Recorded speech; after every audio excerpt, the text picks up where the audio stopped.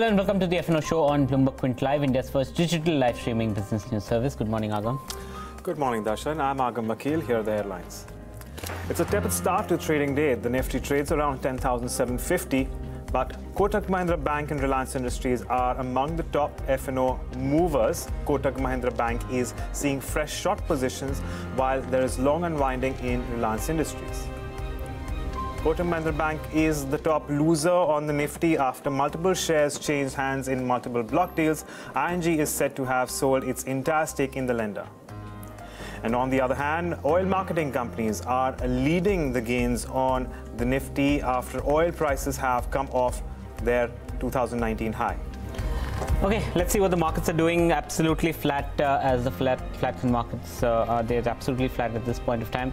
No major traction that's happening. If you're looking at the Nifty futures, they're trading down by just 7 points. The OI build-up is also very, very negligible at this point of time.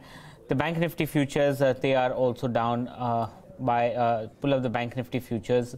That one is also not seeing much traction that's coming in, down 0.3%. Open interest is down 6%.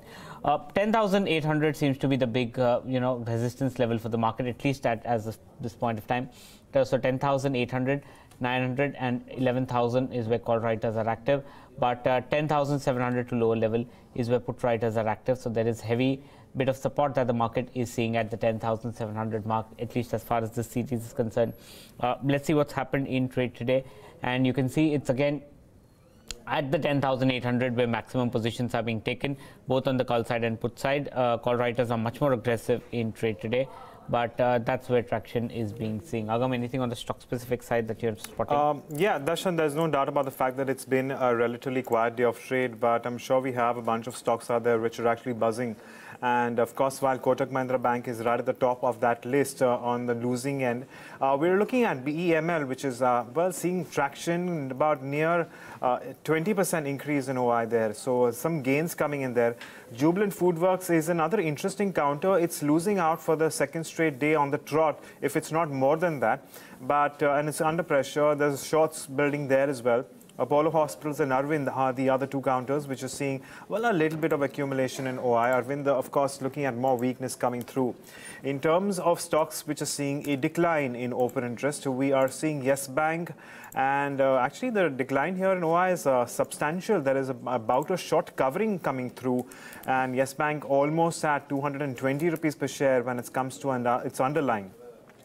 Reliance Industries is the other curious one, unwinding coming through there as well. So keep an eye on that one. And Tech Mahindra, well, this of course was on an unexpected lines. Now that the news of the buyback is out, we can expect, your open interest to come down even as traders close their positions on Tech Mahindra.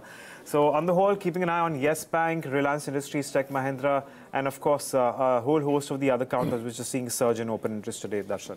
Okay, some stocks that we will discuss today. First of all, Kotak Mahindra Bank, the big block deal happened. It'll be interesting to see whether, post the block deal, are we seeing any kind of traction on the positive side? Because usually when large block deals happen, it's followed up by heavy buying. So that somehow is missing for Kotak, which means there is more supply that's there. Suzlon is up almost 30% in the past two trading session. Value-wise, it will be very low. It will be 1 rupee, but nevertheless, in percentage time, that's a percentage term. It's a big move that's happened in trade.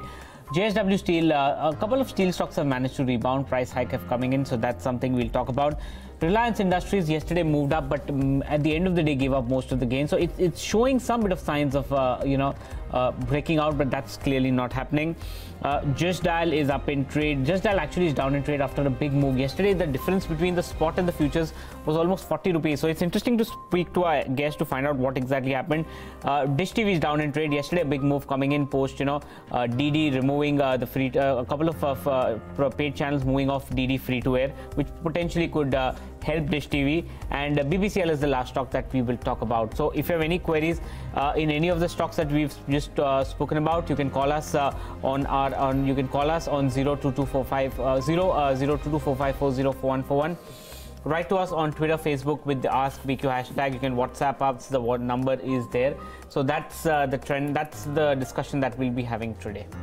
All right, and on that note, let's get in the experts for the day. Joining us on the show is Mr. K. Subramanyam of Altamount Capital and Kunal Shah of Indiabulls Ventures. Good morning to both of you and thanks for joining us.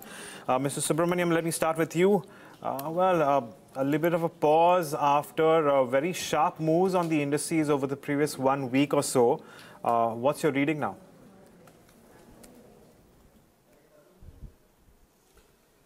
Good morning, Agam. I think, yeah, we have seen some sort of a comeback after a pretty sharp slide, I think, last week or so. And the markets, I think, 10,823 on the spot level. I mean, I think that could be a bit of a resistance. And I think today, going into the weekend, I don't think traders will be very keen on carrying forward any heavy positions. So keeping that in mind, probably some minor cut could be expected. Keeping that in mind, recommending a bear spread, one could buy a 10,800 strike put, sell a 10,600 strike put. Net cost comes to about 60. Maximum gains will be 140, and keeping a stop loss of 30. The caveat that in the eventuality of the market bouncing above 10,825, maybe if at all it happens in the second half of the session, I think odds are high that we could go much above 10,900, 950 in the coming week. But for the immediate short term, I think things will look a bit tentative. Okay, let's just understand what a bear spread strategy means. It is employed when one expects a moderate down move in a security. In this strategy, a put option of a certain strike price is purchased and the put option of a lower strike price is simultaneously sold. So that's the view that's coming in as far as Mr. Subramanyam is concerned. So that's the first strategy that we want to talk about. Again, now we'll go to Kunal. Kunal, what's the trend? What are you advising your clients? What's the strategy that one should follow? See, overall, talking about on the Nifty index future, I think I have a contrarian bet on the Nifty. I think we are likely to see some kind of uptrend going forward into the index towards the levels of 10,900. So at the current juncture, I still recommend, since we are heading close to the expiry, I think I'll recommend to go for a bull call spread at the current levels, where one can buy a 10,750 call option and sell an 10,850 call option. Basically, bull call is a strategy when you are bullish on the market, where you buy an in the money or at the money call option and you look to sell then OTM, that is out of the money call option. Basically, the spread is currently trading around the range of 45 to 40 rupees. So one can definitely look to go long into that with a stop loss of 25 on the downside for targets of 75 to 85 on the upside. Nifty on the immediate basis faces hurdles at 10,820, but once 10,820 is taken out, I think 10,900 is on the cards. So I think overall the momentum still remains on the buy side. We have seen some good longs that has been built up on the future segment. I think eventually that would be carried out going forward and the momentum would be on the buy side.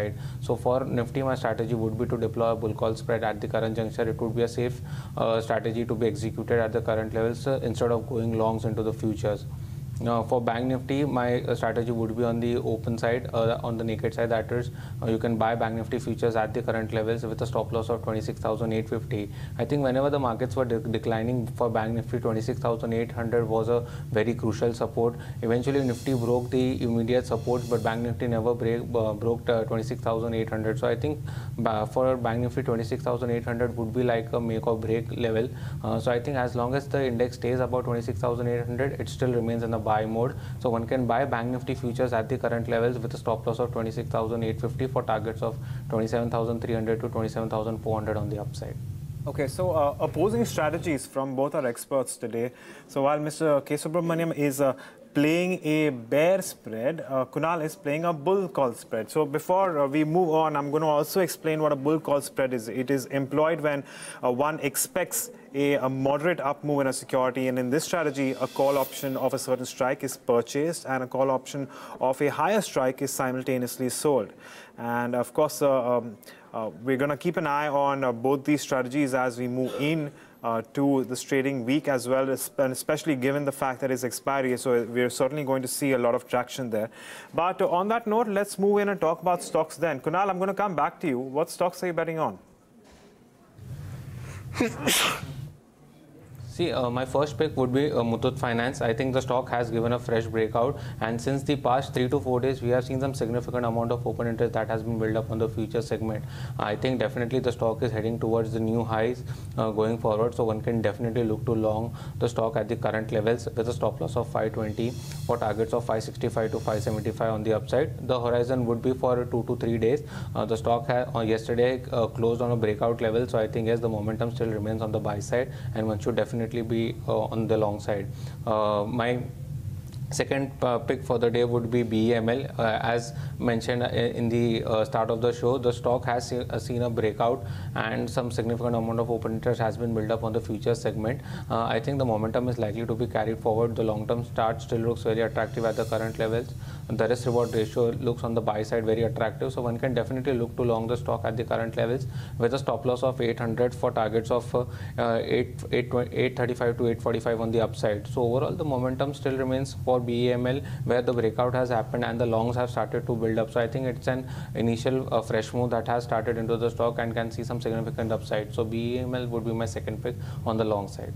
Now, I just had a follow-up on your index strategy. While you're cautious on the Nifty because you gave a hedged call, you are much more aggressive because that's a naked Nifty Bank call that you've recommended. Why are you more bullish on the Nifty Bank? Which are the stocks that you believe will give that additional up move for the Nifty Bank because you are much more bullish on that? See, I think more bullish I am on, I've given a naked call on Bank Nifty because the risk reward is still very favorable for Bank Nifty. I think for Nifty, the support still is at 100 points lower, that is around 10,700, 10,680. But Bank Nifty is now trading around 27,000 levels on the futures front, and I think 26,850 is just 150 points. So the risk reward on the upside is very good. 27,300 to 400 could be the targets that would be coming on the upside. 27,500 is somewhere I see some kind of resistance for Bank Nifty where some call writing has been observed. So my view for that is going naked. I think the risk reward factor, the stocks which are likely to outperform for the Bank Nifty index, I think Axis Bank could be one of the stocks which would likely to take forward. ICICI Bank I think will take Bank Nifty even further. So I think these are some of the stocks which I think would have a positive impact on Bank Nifty and eventually drag Bank Nifty on the upside towards the levels of 27,300 to 27,400. Okay, Mr. Subramanyam, I'll come to you. Your stock strategies, and you have any view on the Nifty Bank? So if you can answer that also.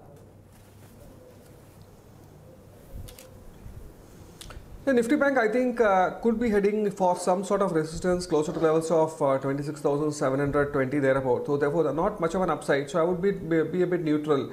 Probably play for some downside, maybe closer to levels of 26,800, maybe. I mean, a minor correction as such for the day. So I think I would be a bit cautious on the Nifty Bank. And stock specific, I think. Keeping the eye on the momentum that we are having on the OMCs, I think they are the ones which seem to have caught fancy today. So probably one could buy HPCL for a possible target of 235, keep a stop loss of 220. And the metals have been a redeeming feature this week, and I think Tata Steel could be bought for a possible target of 509. Also recommend a stop loss of 490. Okay, well, those are some of those stocks that have been coming off from our experts in today's day of trade. But on that note, let's talk about some stocks that we want to address. And I'm going to start off with Kotak Mahindra Bank. Of course, the ING blocks have taken place today. And well, as much as well over 5.8 crore shares have exchanged hands. And from what I understand, at least the initial, suggestions are that it's somewhere around 1,232, 1,233 odd levels is where those blocks took place. Then they were supposed to happen at a discount to the current market price. Now the stock is under pressure. It's down 4% today. Open interest has surged 55% at this point in time. So there certainly is a lot of shorts building up. The real question is that can we expect a bout of short covering towards the end of the session? And what is the short-term outlook going forward as well? So Kunal, I'll take this up with you. Your view on Kotak Mahindra Bank now, and what would you do with this one? See, I think at the current juncture, when the stock has seen a gap down, I think the closing for the stock would be really very important for a medium-term view. For the near term, the support for the stock stands at 1220. I think as long as the stock stays above 1220, one should, at the current juncture, the risk reward is in the favorable of the buy side. But as I said, I think the closing would be very much important. If the stock closes below these levels, then probably the stock might see some further downside. So let's wait for the closing, how the stock reacts on a closing basis. If the stock pulls up towards the levels of 1255, 1260, then one can definitely look to initiate longs. Okay, Suzlon is the other counter we want to talk about. It's moved almost 25 to 30% in the last two trading sessions. No doubt the value is not high. It's trading just below 5 rupees, but nevertheless, in terms of percentage, yes, the move is significant. Kunal, Suzlon, what would you buy at this level? See, I think definitely if I see the long-term charts and the pattern that are developing into the stock, I think the stock is definitely very weak. I would definitely not buy the stock at the current levels, since the stock has even definitely seen a significant rally on the upside. So I think the risk reward is definitely not favorable on the long side, and it is somewhere heading towards the resistance zone of 5.5 to 5.6. So I think definitely at the current levels, it's not a buy. If any dip towards the levels of 4.5 kind of a zone, then one can definitely look to buy with a stop loss of 4. So I think at the current juncture, definitely not a buy. In fact, I would recommend, if anybody would like to sell the stock at the current levels, the long-term chart still remains very bearish. Okay, well, that's your view on Suzlon, and of course there'll be all sorts of debates whether or not Suzlon Energy still deserves to be in the futures and options space, but that's a debate for another day. We'll move on and talk about Just Dial, because I actually wanted to pull up Just Dial because of we've seen a lot of movements in this particular stock, and if you actually consider the last 7-month movement, or for that matter the last 1-month movement, you'll see that the moves are very sharp, but that has been typical of Just Dial. I actually want to know what's going on out here based on the kind of trends that we've seen. So that's your 1-month chart. Now it's showing again around 4%, but it still has moved from 450 now around 500, and over the 3 months too. It's remained flat, but the movements are very, very sharp, should I say. Mr. Subramanyam, Just Dial currently at 501. We are looking at a little bit of unwinding in today's day of trade in the February futures, but how are you seeing trade here? What kind of trends are you picking up? Honestly, I don't see any trade in this counter, because yesterday's spike just might be one of those which happens every now and then, and trying to catch a momentum on Just Dial has been a little difficult in the past also. So at the current juncture, I would not recommend any trade. Okay, that's the view that's coming in. The other stock we want to discuss is Reliance Industries. Over the past few days, it's showing signs of strength, but at the end of the day, it manages to cool off. Today also, Reliance has managed to cool off in trade. So what's the view on Reliance, Mr. Subramanyam? Is it worth a buy at this level?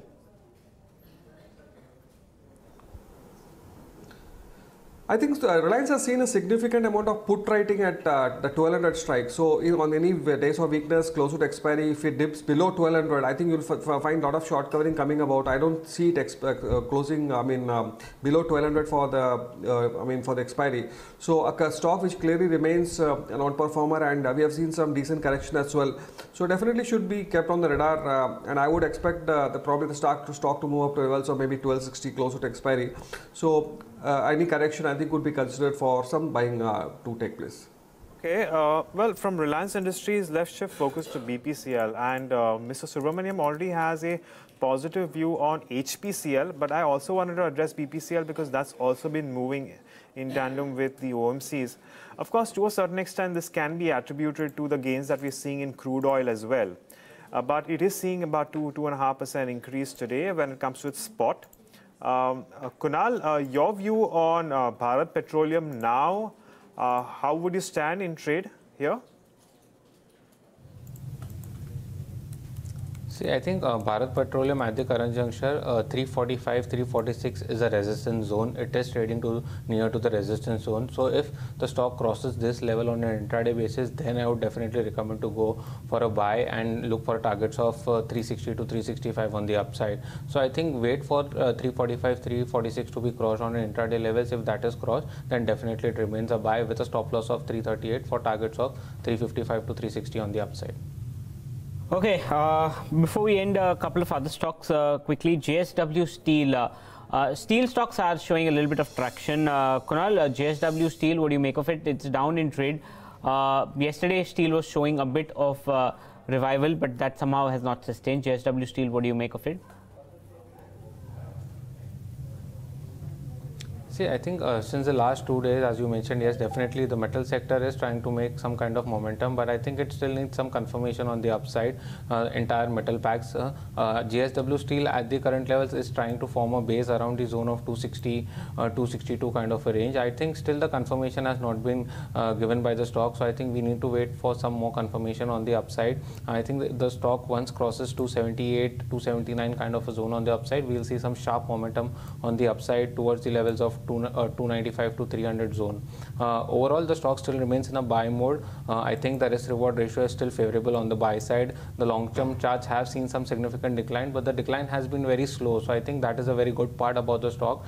Since the declines have not been very steep, one can definitely look to buy even at the current levels for early traders. The stop loss would be at around the support zone of 260 to 260 kind of a zone, and one can look for targets of 295 to 300 on the upside. Okay. And perhaps we can talk about another stock which has been a tough one to take a call on. It's Dish TV. It's down today, but after the sharp drop that we've seen in relation to the Z Group about a few weeks ago, it came off from levels of 35, exactly from these levels. It moved on to around 20 rupees per share. And since then, since the last week of January, through and through, it has managed to gain and come back to the same levels as before, where we saw that sharp drop come through. And this 1 month chart, as you can see on your screen here, explains what's been going on with Dish TV. So after hitting around the mark of 21, 22, you've seen steady gains come through. And only today's day of trade, we're seeing a decline of a drop around 3.4%. But the real question is now that, is this recent gain that we've seen here to sustain? Mr. Subramanyam, let me take this up with you.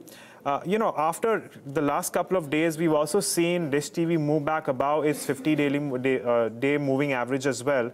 And of course, that rise in the last 2 weeks is also evident. How would you play Dish TV right now?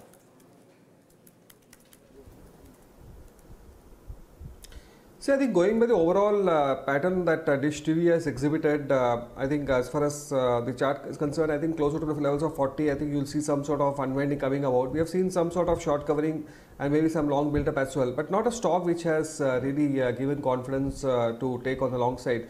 So I would be advise long traders to be cautious, maybe put a stop loss at yesterday's close or something like that. And the maximum I see it goes to levels of maybe 40 thereabouts.